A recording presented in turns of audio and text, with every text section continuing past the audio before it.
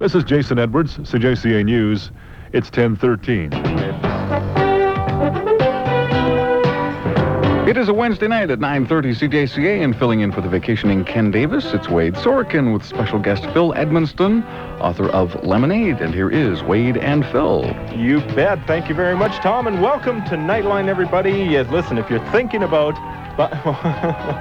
Thank you very much. Didn't think we had a studio audience, but it's nice to see that they can make it here this evening to join us. And we'd like to welcome Phil Edmonston to Edmonton. You've been here many times. You've been on Ron Collister's program and on Niteline, taking calls and giving people good advice when it comes to car buying. Welcome to Edmonton. Thank you. I'm glad to be here. Yeah, well, we're going to talk a little bit about the thing that a lot of us sweat about, and that's buying a new car for many reasons. Of course, price, inflated prices of cars, and knowing what to buy, and when you walk into that dealership, knowing exactly if the dealership is going to treat you right and if you're going to get the best deal. But I think what really, really gets people ill at ease is when you go into a dealership and you ask the salesperson, not salesmen because there's saleswomen there now. Yes.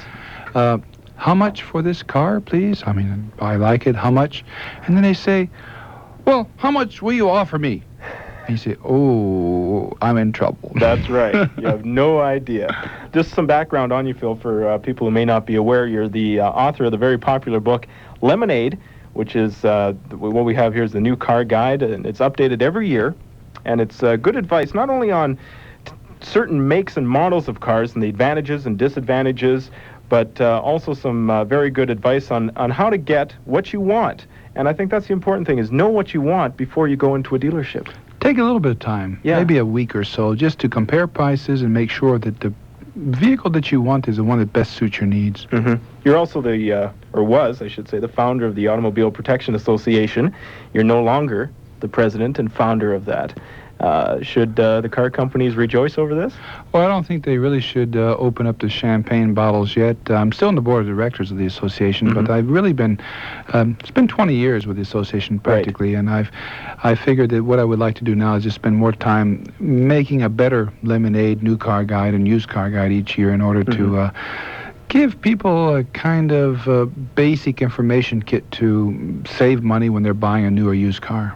That's right. It's good to have you around because you really do feel alone when you're making this purchase because, to be totally honest, you can't buy a car for under $10,000 anymore. It seems like it's like making a down payment on a house nowadays. Well, it's tough. And also, I think the basic thing which happens when a consumer goes into a car dealership for a new car is that they're at a loss for information as to whether that particular vehicle, well, what is its basic price? Because here in Canada, we don't have the same federal legislation that they have in the States called the Monroney. Nothing to do with Brian. Okay. But the Monroney sticker in the States, which is a federal legislation requiring that the car dealer have a invoice sticker on the car showing how much different items cost. Right. So we don't have that, so we have to deal really from a position of not knowing what different things cost. And I try to put in my book what the average cost of different cars are,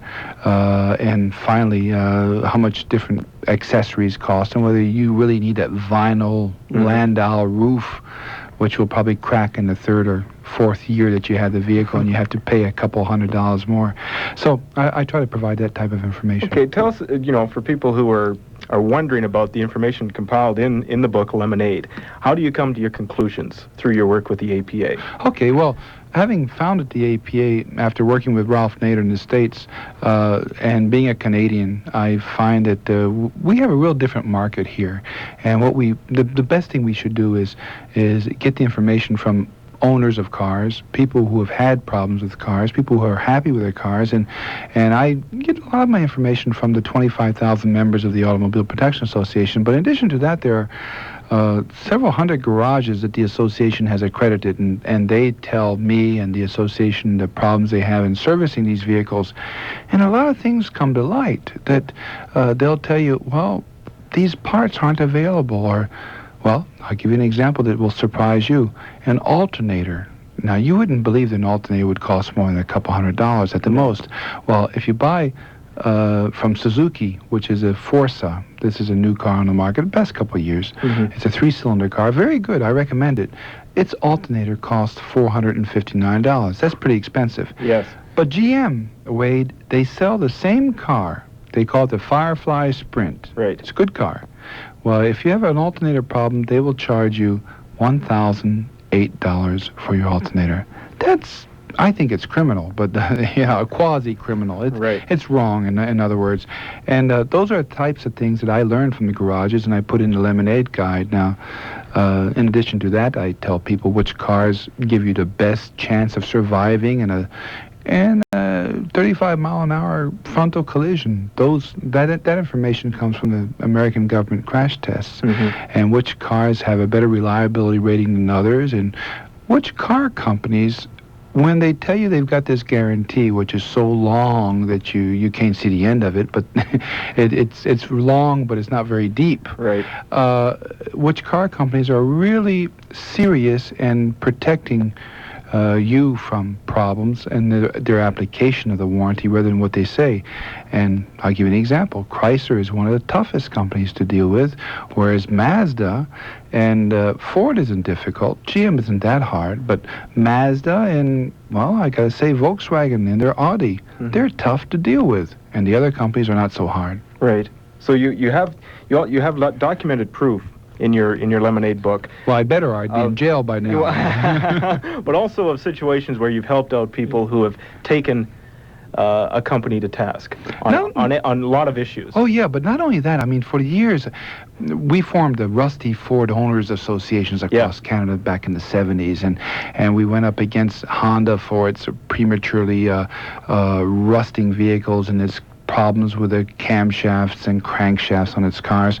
And I've been thrown out of a couple of I remember last time I was thrown out of a new car presentation by Ford in Toronto at the Harbour Castle. After that, we got an out-of-court settlement for their rusting Ford problems. But when you're on the front lines of consumer activism or advocacy, you get a whole different perspective. And I say in the preface of my Lemonade New Car Guide, I don't like cars in the sense that, well, I like cars in the sense that you can go from one place to the other, hopefully without serious problems.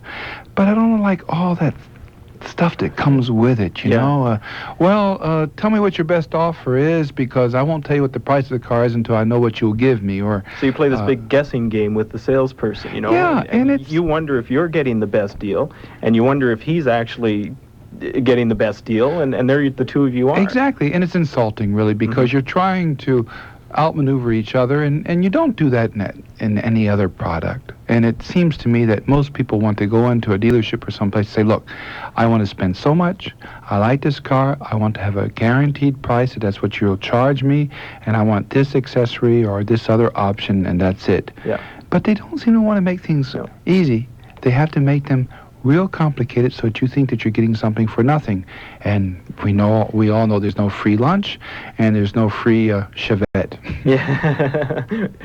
So what you're telling people is that they can take on the big corporation, they can get what they want when they walk into the dealership down the block as far as the car that they want. Oh, yeah. As long as they know in their mind what they want. And know how much the car normally sells for.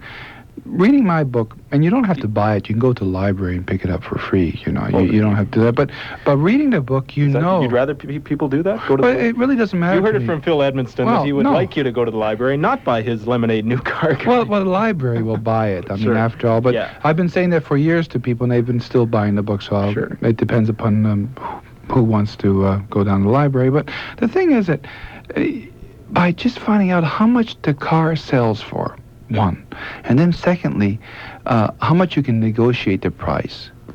You can save money, and it only takes maybe an hour of your time to get that extra information. Okay. And it puts you on an equal basis with a salesperson when you're negotiating the price of the car. And don't let that sticker price... Oh, no. In Canada, there's no real sticker price. Most of the stickers are doctored, and they're there to kind of give you the impression that you're saving a lot more money than really you are. You're not really saving anything. No, if the sticker price is $15,000 and you wheel and deal and he comes down to $11,000, you think, wow. Yeah. This is great. And the car sells for $10,500. Yeah. These are things we want to talk about tonight on Nightline. Right. We'll open up the phone lines. We have Steve calling. He's hanging on, but 421-8255, out of town. You can call collect by dialing 0 and then 424-8255. Some good advice from consumer advocate Phil Edmonston, author of Lemonade, the new car guide of 1988. If you're thinking about buying a new car, we have good advice. If you're having a problem with your existing car, you can give us a call and tell us, because maybe you're not alone and maybe there's something you can do about it. And Phil has all that advice for you too. This is Nightline. I'm the tone arm, Wade Sorkin. We'll have more in just a moment.